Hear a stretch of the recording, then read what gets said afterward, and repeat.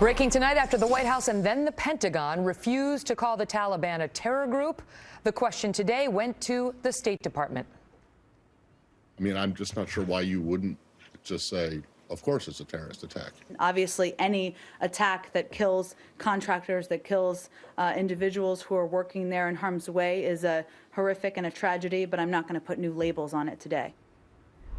Republican Senator Ron Johnson is chairman of the Senate Homeland Security Committee. Senator, good to see you tonight. And so do you believe that, that this is intentional? I mean, why don't they want to call the Taliban a terror group?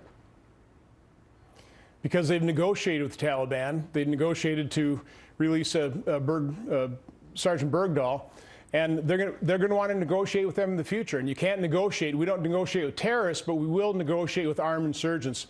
And I think it's just that simple and that obvious. Why shouldn't they negotiate with the Taliban, given that they say we've been at war with them, they say the conflict's coming to an end, and they say at the end of these conflicts, you negotiate for a prisoner exchange? Because we should be defeating terrorists, and that's really what President Obama has never been committed to, is victory.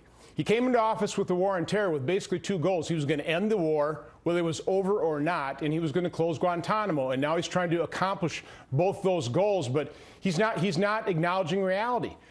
Islamic terrorists are at war with us. And unless we kill them, unless we defeat them, they will continue to be at war with us. They'll continue to grow. They'll continue to metastasize. But that is what this president refuses to acknowledge, and it puts America in peril. Why are people seeming to be looking for cover? Chuck Hagel tonight to CNN coming out and saying, I felt under pressure to release Gitmo detainees. And then another former top Democrat, Jane Harman, coming out and saying, not everybody in the administration agreed with that Bergdahl terror swap. And then the White House coming out and saying, our prisoner swap situation is under review. Some are suggesting we're about to get news possibly on Bo Bergdahl, possibly news the American people will find objectionable. Well, because these people are realizing this policy is not working, and they are finally starting to acknowledge reality themselves when they realize that President Obama won't. So, I mean, bottom line here, Megyn, is we need a strategy to defeat ISIS and Islamic terrorists. President Obama does not have that strategy because he is not committed to the defeat of ISIS. Sure, he's willing to play whack-a-mole. He's willing to hit some drone strikes. He's willing to attack them in Syria and Iraq. But he's not willing to engage in the worldwide war against these Islamic terrorists, because it is a worldwide war, because they are spreading, they are metastasizing.